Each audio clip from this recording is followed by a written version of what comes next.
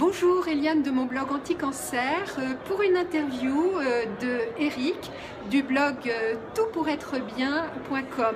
Alors pourquoi je fais une interview d'Eric? Tout simplement, il m'a dit que Eric sur son blog, il y avait de la méditation.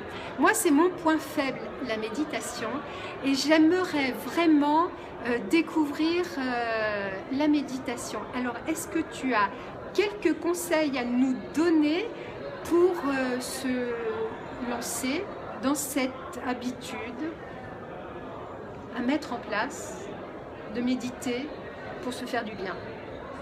Oui, bien sûr. La première habitude à prendre, c'est de le faire plutôt le matin, quand tout est calme, quand on est sûr de ne pas être dérangé, de s'asseoir dans une pièce tranquille, calme, couper l'ordinateur, le téléphone, s'asseoir soit sur le bord d'une chaise pour éviter de s'adosser, soit sur un coussin de méditation, et puis de fermer les yeux dans la pénombre et d'observer sa respiration. Il y a plusieurs méthodes pour méditer, puisque l'objectif c'est de vider sa tête des pensées, mais si on vous demande de ne pas penser, forcément vous avez pensé à quelque chose. Donc il y a des astuces, et l'une d'elles c'est d'observer sa respiration. Vous l'observez simplement, sans chercher à la contrôler. Vous regardez comment bouge votre corps quand vous respirez, comment rentre le flux d'air, comment il ressort. Et lorsque des pensées arrivent, vous les laissez passer, vous ne cherchez pas à les suivre, parce que le plus souvent quand on a une pensée, on la suit, on se raccroche à d'autres pensées, de fil en aiguille on pense à autre chose. Là l'idée c'est de voir les pensées arriver et les laisser passer et de revenir à sa respiration.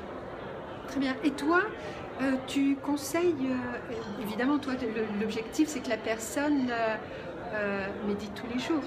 L'objectif. Mais pour un débutant, c'est dur peut-être de méditer tous les jours. Idéalement, oui, c'est bien de méditer tous les jours. Après, si vous n'avez pas une heure devant vous, consacrez au moins 10-20 minutes au début, ça suffira, à force de le faire régulièrement. L'important, c'est la régularité, de toute façon, que ce soit tous les jours, tous les 2 jours, peu importe, au moins une fois par semaine. Mais si vous faites tous les jours, ne serait-ce que 10 minutes, vous allez voir que vous allez y prendre goût et que finalement, vous allez trouver le temps de le faire.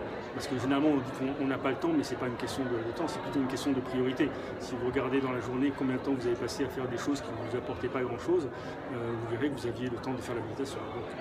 Donc, commencez par 5 minutes chaque semaine, au bout d'une semaine. Au bout d'une semaine, rajoutez encore 5 minutes pour arriver à 10 minutes et ça sera tout seul. Donc tu nous conseilles quand même de trouver une bonne posture, un lieu propice à la méditation Oui, au début, un lieu propice, c'est bien. Avec l'expérience, après, on peut méditer n'importe où, n'importe quand.